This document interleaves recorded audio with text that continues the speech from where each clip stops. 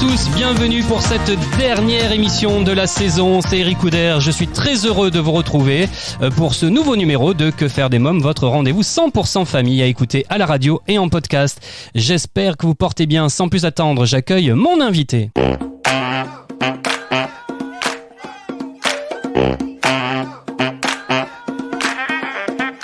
Bonjour Laure Dèbre.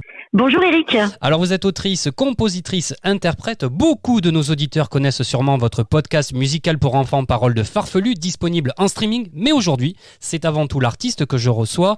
Laure Dèbre, vous êtes une artiste passionnée depuis toujours par votre instrument, l'accordéon. Comment cette passion pour l'accordéon est-elle née ? Alors cette passion est née, je veux dire, avec la tradition familiale. On va dire ça comme ça. J'avais un grand-père qui faisait de l'accordéon pendant la guerre et voilà, qui faisait d'ailleurs même des bals clandestins à l'époque. Et dans la famille, ça jouait toujours de l'accordéon. Il y avait toujours quelqu'un qui sortait l'accordéon. Et voilà, un jour, mes parents m'ont demandé, quand j'avais 8 ans, si je voulais commencer et faire des cours d'accordéon parce que j'adorais ça. Je chantais, je dansais. Et forcément, j'ai dit oui. Alors après, ça a été un long chemin parce que c'est très difficile. Oui. C'est un instrument qui demande une indépendance vraiment de la main gauche et de la main droite, très important. Et voilà, parce qu'à la main droite, on joue la mélodie, à la main gauche, on joue l'accompagnement. Et puis, bien en travaillant, à force de travail, voilà, c'est devenu mon instrument, évidemment, qui aujourd'hui me permet de me réaliser en tant qu'artiste. Comment on devient accordéoniste ? Comment on devient accordéoniste ? Je sais pas. Peut-être par sensibilité. Oui. Parce que je pense que c'est un instrument qui demande beaucoup de sensibilité, comme tous les instruments, on est d'accord. Mais l'accordéon, ce qui est vraiment extraordinaire, c'est ça, c'est de pouvoir faire la mélodie d'un côté, l'accompagnement à gauche, ce qui veut dire que dans toutes circonstances, on emmène l'instrument et on peut directement faire chanter les gens. Qui sont les accordéonistes que vous aimez ? Il y en a plein. Alors évidemment, il y a Marcel Azola, c'était Chauffe Marcel, évidemment tout le monde connaît. Oui. Évidemment, j'adore Richard Galliano, ça, j'adore le personnage, j'adore tout ce qui dégage, tout ce qu'il a fait pour l'accordéon. Mais dans les jeunes générations, j'apprécie beaucoup Aurélien Noël, Sébastien Farge. Il y a aussi Domi Moine, une jeune fille qui est extraordinaire. Et puis aussi Félicien Bru, qu'on voit partout à la télévision, puisque du coup, il fait beaucoup de choses avec Radio Classique. C'est vraiment quelqu'un qui est en train de montrer l'accordéon populaire dans un milieu classique, et c'est vraiment fou, quoi, ce qu'il est en train de faire. Oui, moi j'ai des souvenirs aussi, bien sûr, on y pense tous, à Yvette Horner. Il y il y avait André Verschuren également, c'est ça, il me semble. Mais forcément. Il y avait Jo Privat aussi, avec Muriel qui chantait, c'était fou. Enfin, moi, c'est vraiment des gens, quand je les ai vus la première fois, ça m'a dit, j'avais vraiment, surtout quand j'avais vu Jo Privat avec Muriel, j'avais dit, mais moi, je veux faire ça. Et voilà, c'est fou. Alors, Laure Dèbre, vous avez été professeure d'éducation musicale et chant choral durant 15 années au collège et lycée, puis vous mettez un terme à votre carrière pour vous consacrer uniquement à la scène et à la création. Ça a été une décision difficile ? C'est toujours une décision difficile, surtout quand on est quelqu'un passionné par la transmission. C'est courageux en tout cas d'arrêter pour vivre de sa passion. C'est très courageux. Le plus difficile, c'est de le dire à sa mère. Ah oui.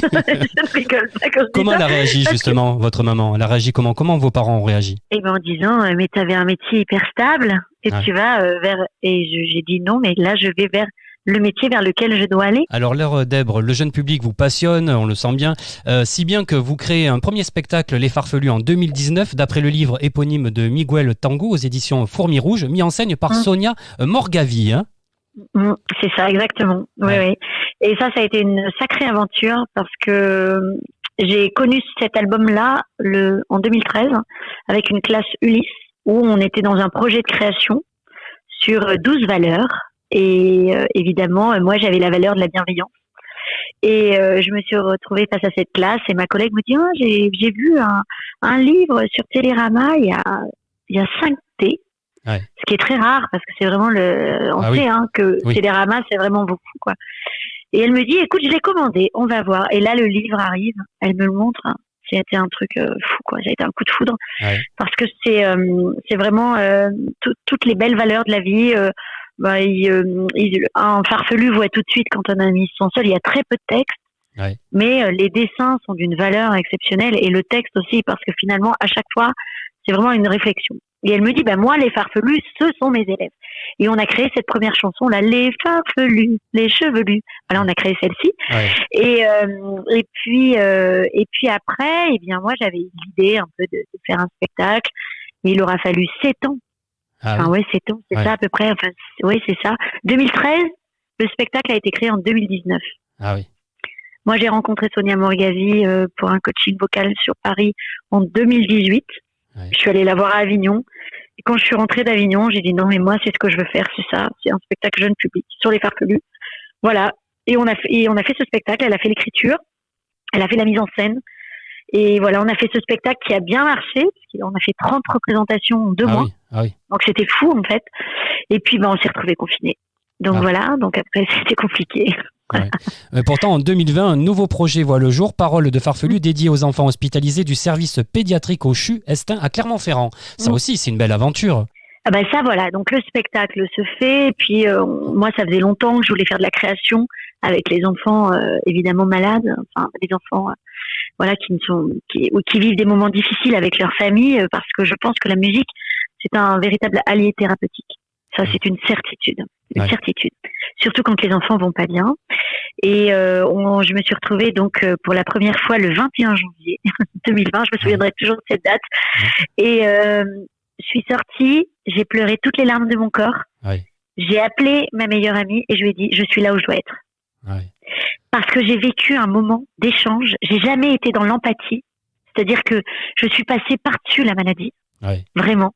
Et je suis arrivée avec la bienveillance et on a fait un texte, mais magnifique, qui s'appelle Rêve de môme, que l'on mettra dans un album l'année prochaine puisqu'on va repartir en création. Je recommence d'ailleurs très bientôt mes interventions, là plus sur le répertoire de Paroles de farfelu et surtout moins dans la création, et on recommencera la création en septembre quand tout ira mieux, j'espère. Oui, ça va aller mieux, on va se dire ça. Après, forte de cette expérience, vous mettez alors en place un nouveau spectacle en vous inspirant des podcasts que vous avez imaginés. Ça, c'est important parce que ça, c'est un grand tournant également pour vous. Là, ça a été un tournant exceptionnel. Enfin, ça a été un tournant, je dirais exceptionnel, on peut dire ça, ou un tournant, on va dire, à 180 degrés. On a fait carrément volte-face. Parce qu'on s'est retrouvés, comme tous les artistes, fin février, après une grosse tournée, nous en plus sur Paris, on s'est retrouvés confinés, avec aucune possibilité pour nous d'exercer notre métier. Et en 2019, il y a une âme bienveillante, parce que j'ai toujours des petites étoiles comme ça qui arrivent sur mon parcours et qui me donnent des petits conseils, et je les écoute tout le temps, parce que je me dis que peut-être ça pourra venir un jour. Eh bien, je comprends pas pourquoi avec ta voix tu fais pas des podcasts, parce que ton histoire des farfelus là, mais ça me plaît trop. Je sais pas, il me dit tu devrais faire des podcasts. Et puis évidemment, quand on s'est retrouvés confinés, ça a été une évidence. C'est-à-dire qu'à partir de ce moment-là, l'imagination s'est mise en place. Donc la famille est née. Donc Laurette, Rémi qui ont 2 enfants, Charlotte et Victor, et le chat Gaspard. Et il va leur arriver des aventures. Et voilà, tout se met en place. Les histoires commencent, s'enchaînent. Chaque semaine, à partir du 25 mars, on offre une parenthèse, une bulle d'oxygène aux enfants. Et ça commence à prendre de l'engouement, ça commence à être écouté. Les gens nous remercient, on reçoit des messages en nous disant mais vraiment, mais quel moment magique. On attend avec impatience le samedi 18h. On est sur notre canapé, la sortie du podcast, et on le vit en famille. Pour moi, cette idée, c'était ça. C'était remettre la famille dans le cœur des gens et la place de la famille. Parce que la famille est essentielle. Toutes les valeurs s'apprennent en famille. C'est ce que j'ai appris, moi. Toutes les valeurs s'apprennent en famille. Et on l'oublie au jour d'aujourd'hui de temps en temps. Donc ça, c'était bien pour moi de remettre tout ça. Et voilà. Et on a continué un peu. Et puis, après, on a fait appel, peut-être que c'est la question suivante, Eric, on va voir, à une illustratrice, Alicia Cuerva, voilà, qui a donc mis en image les personnages que l'on avait dans notre imaginaire. J'ai été très émue parce qu'elle a écouté les podcasts, elle est rentrée dans l'univers, et pour elle, les personnages sont nés. Et on lui a fait confiance à 200%, et on a suivi son idée, et voilà. Et là, Et après, tout s'enchaîne. Voilà. Donc, parce que là, il faut le dire, il y a une sorte de livre. Alors, c'est pas un livre qui a été commercialisé, on est bien d'accord. C'est pour remercier les gens qui vous suivaient, hein, c'est ça, qui vous ont aidé. C'est ça. Voilà. Ouais, on a fait en fait une campagne Ulule et on a donc mis ces histoires dans un livre. Alors, on en a encore, hein, parce que forcément, on en a fait faire un certain nombre. Mais c'était vraiment aussi une volonté, voilà, de remercier les gens, de laisser aussi une trace. Parce que mine de rien, ça laisse une trace. Et puis c'est un bel objet parce qu'il est cousu à la main, il est fait avec du carton recyclé, du papier recyclé. C'est un très beau livre en fait. Je sais pas comment en parler parce que j'étais tellement émue quand je l'ai vu que voilà, je m'y attendais pas. Ouais. Et chaque page est une histoire et la chanson est juste à côté. Exactement. Est-ce qu'on peut se le procurer ce livre ? Oui, bien sûr, on peut se le procurer juste en me le demandant et il n'y a pas de souci. Je fais des expéditions. Très bien. Alors, on va parler également, parce que alors là, des podcasts vraiment, parce que le concept, c'est un concept qui cartonne et dont les enfants raffolent. Parole de farfelu, le podcast est un univers pétillant, transmettant de belles valeurs qui fait rêver petits et grands. Hein. C'est pour les enfants, on va dire, entre 3 et 9 ans.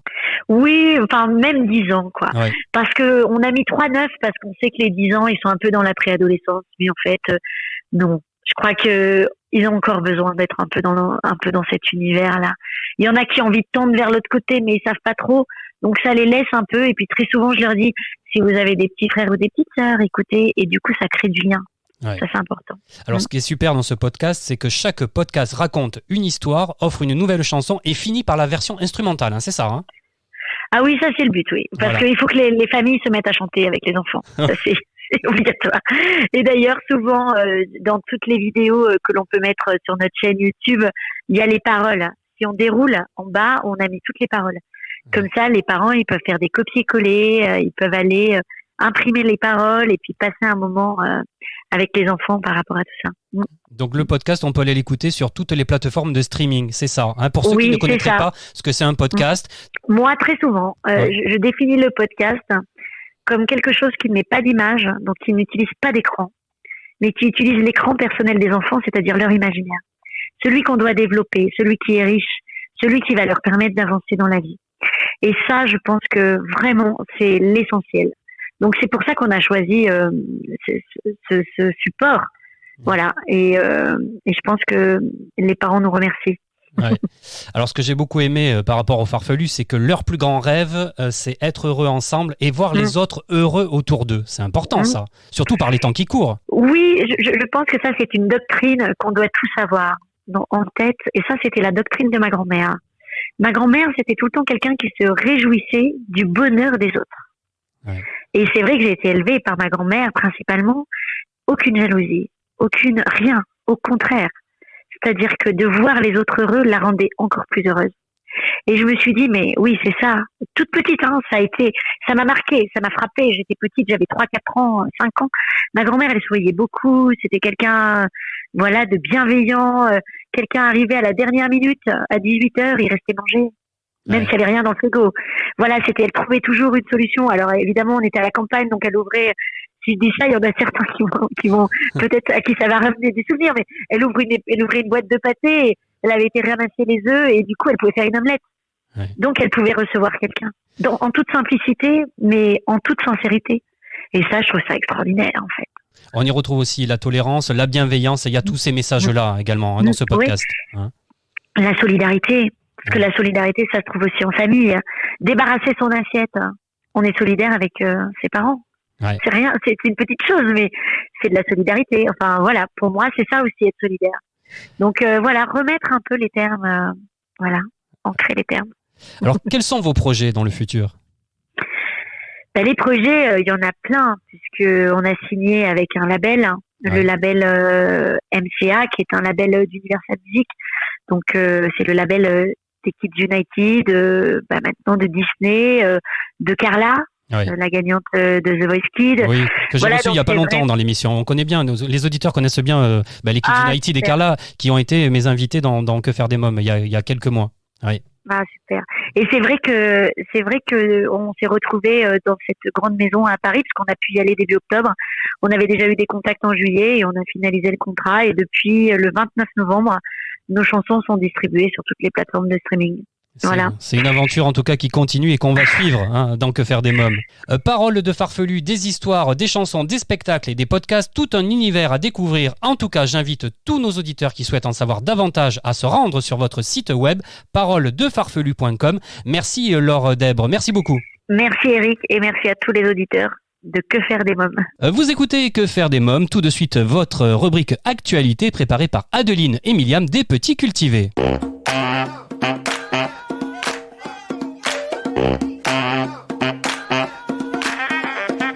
Hongrie, une capsule temporelle vieille de 176 ans a été retrouvée dans la croix qui surplombe le dôme d'une cathédrale. C'est durant les travaux de rénovation qu'elle a été découverte. Cette petite boîte en cuivre, un peu endommagée par la Seconde Guerre mondiale, renfermait des documents presque intacts relatifs à la construction de la cathédrale. Découverte, la plus ancienne peinture rupestre au monde représenterait un cochon sauvage. Découverte dans une grotte en Indonésie, cette peinture pourrait daté d'environ 45 500 ans avant Jésus-Christ. Il s'agirait donc de la plus ancienne peinture rupestre du monde. Patrimoine disparu pendant 200 ans, un tableau de Notre-Dame de Paris a été retrouvé dans une église de Givors. Cette œuvre monumentale offerte lors du 1er mai par la Corporation des Orfèvres de Paris à Notre-Dame aurait été saisie lors de la Révolution française. Il était porté disparu depuis 1810. C'était votre rubrique actualité préparée par Les Petits Cultivés, dont vous pouvez suivre l'actualité sur www.lespetitscultivés.com et sur Instagram. Des idées de lecture et de sorties culturelles pour apprendre tout en s'amusant. Dans Que faire des mômes, je vous propose à présent de retrouver Erwan pour la rubrique cinéma.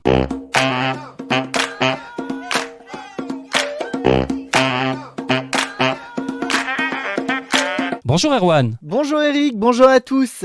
Cette semaine, je vous parle du film américain Cruella des studios Disney.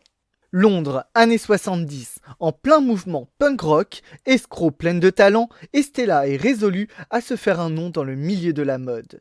Elle se lie d'amitié avec deux jeunes vauriens qui apprécient ses compétences d'arnaqueuse et mènent avec eux une existence criminelle dans les rues de Londres. Un jour, ses créations se font remarquer par la baronne von Hellman, une grande figure de la mode, terriblement chic et horriblement snob.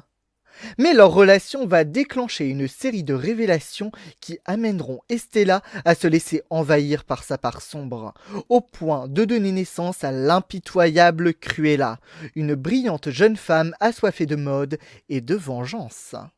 Je vous propose de découvrir la bande-annonce. Dès le début, je me suis rendu compte que je voyais le monde différemment des autres. Ce qui déplaisait à certains. Mais je n'étais pas faite pour tout le monde. Et je suppose qu'ils avaient peur que je sois une psychopathe.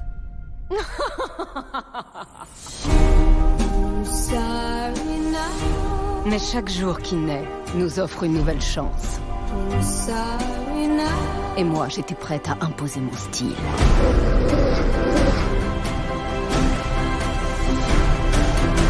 C'est quoi la chanson déjà? Je suis une femme. Écoutez-moi rugir.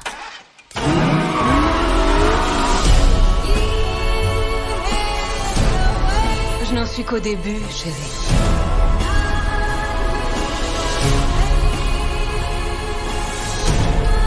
Le fait est que je suis née brillante, très méchante et un tout petit peu démente.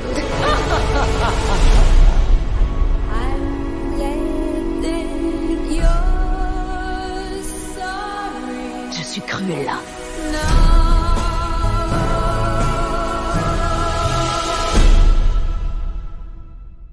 Découvrez le film Cruella à partir de 10 ans au cinéma. C'est tout pour cette saison. Passez un très bel été. Rendez-vous en septembre pour de nouvelles chroniques cinéma. Et je vous laisse pour la suite avec Eric. Merci Erwan. Les amis, avant de nous quitter, voici les livres que je vous ai sélectionnés cette semaine.